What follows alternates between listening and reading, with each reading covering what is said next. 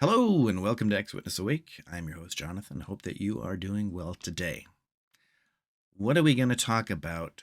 Well, you ever have a plan and you have an idea in your head and it just kind of goes out the window? Well, that seems to be happening with the new light announced by Mark Sanderson. So let's run the introduction and we'll get into it. I don't know why I do that stuff.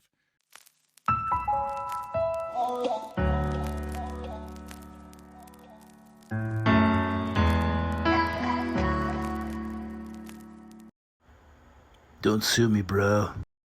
So when Mark Sanderson got out there and talked about the changes that have been implemented, that the governing body has decided, heard that a lot. The governing body. The governing body. The governing body. The governing body has decided. The governing body has decided. The governing body has asked me to read the following announcement. What were they going for? Well, they were trying to mitigate the problem when it came to children under 18 having to do with Norway. We'll see how that plays out. Maybe it'll have a change with the government there, and they'll save their butt from losing money and the resulting precedent that would set for other countries in Europe. But what I'm really focusing on is pants. No, Slacks. not pants. What I'm focusing on is the change to the shunning arrangement to the everyday, disfellowship person who is over the age of 18. So, what did they think was going to happen? Well, it would be a softer, kindler, gentler cult, apparently. They probably imagine a scenario where someone receives a text message or a phone call and they get this invitation from their long lost relative who they haven't spoke to in many years, and they're shaken by it, by the kindness that results from that someone was thinking about them, and they decide, maybe I will go back. I've been playing with the idea of going back, but this just pushed me over the edge, and now I'm going to go back and we'll see how things go. And then they go to the hall and they're greeted and they just feel warm, fuzzy feelings because they haven't had that in a long time. While we wouldn't have an extended conversation or socialize with such a person, we do not need to ignore him completely. And they crack a little smile because they're like, that's nice. Someone said hello to me and gave me a weird look and shook my hand. Hi. So good to see you here. Thank you. But that's not really what's going down, is it? Everything that I've seen online has indicated it's backfiring.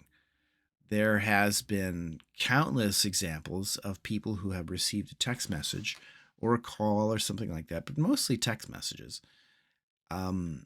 And it's from people that haven't bothered to speak to them at all for 10, 15, 20 years even. And the effect that it's having is not making them feel like all warm and fuzzy that someone's inviting them to the meeting. Quite the opposite. What they're feeling is the resentment at the fact that these people should have talked to them all along and are now, just because some men in New York said that's what you should do, now they're suddenly like, oh, everything's so much better. They're so kind and loving.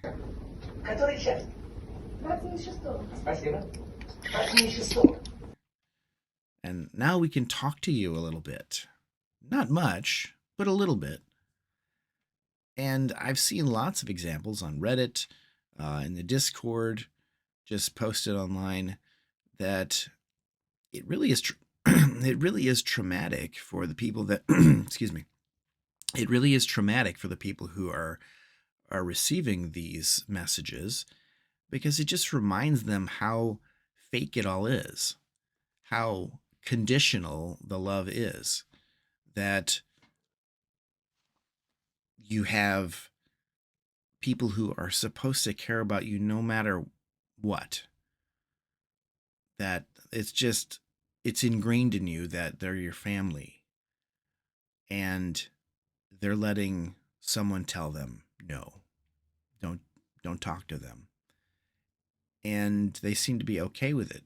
It becomes self-serving in that the excuse generally is, well, I have to maintain my relationship with Jehovah. I'm thinking about everlasting life. Is everlasting life really worth throwing away everyone? Excuse me. I'm still recovering from an illness that seems to never go away. But anyway, um, is it worth throwing away anyone that is important to you for the sake of everlasting life so that you can pet, pandas and eat watermelon on a bench in a field somewhere and welcome back people in khakis? I don't think so.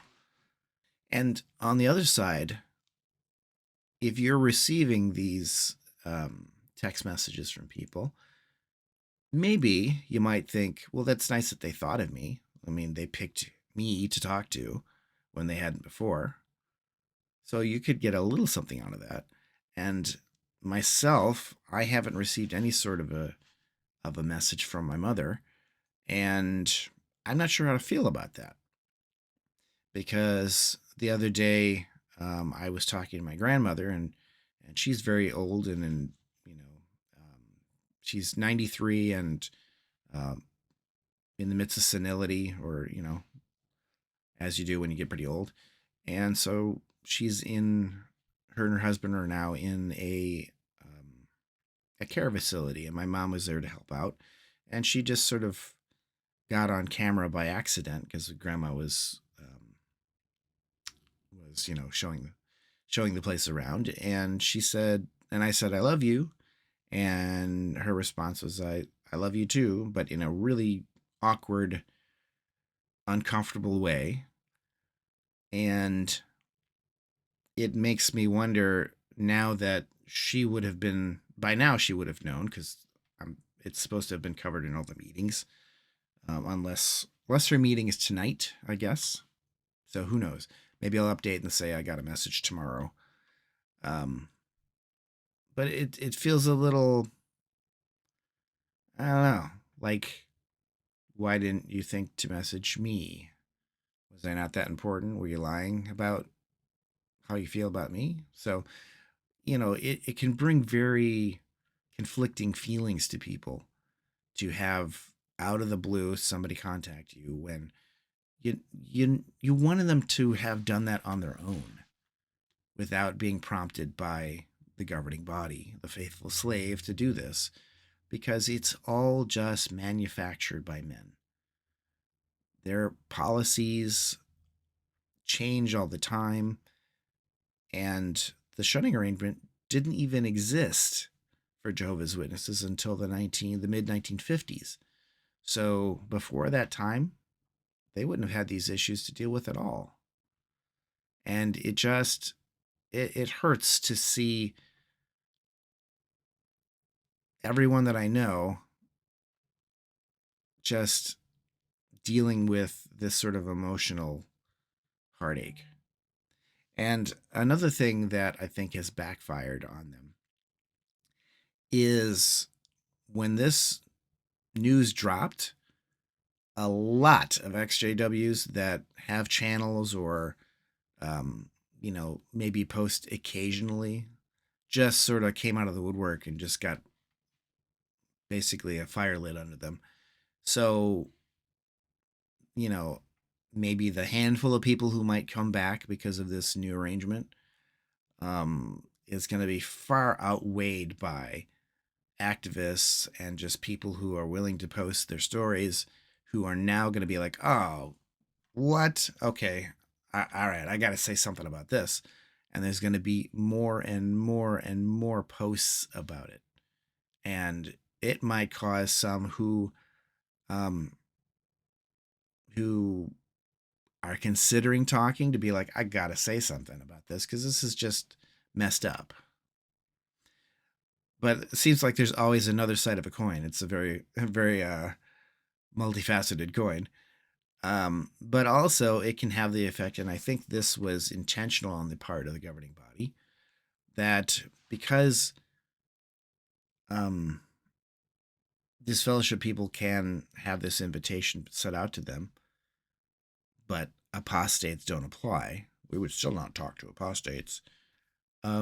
It might actually have the effect of making someone second guess about finally talking about something, because then they ruin their one shot to, get that little dose of association, as the video in 2016 that they posted. And they thought about reaching out to me. But they knew that if they had associated with me, even a little, just to check on me, that small dose of association might have satisfied me. They would ruin that chance for, their loved one to talk to them. So, there's a lot going on when it comes to this update and how it's affected people. So we will just have to see how it pans out, how, ultimately things are affected, see if the ruling in Norway changes.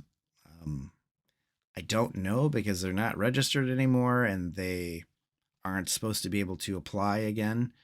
So I guess they would have to appeal to government authorities there and be like, we did something, because they're basically trying to make less instances of under 18-year-olds getting disfellowshipped.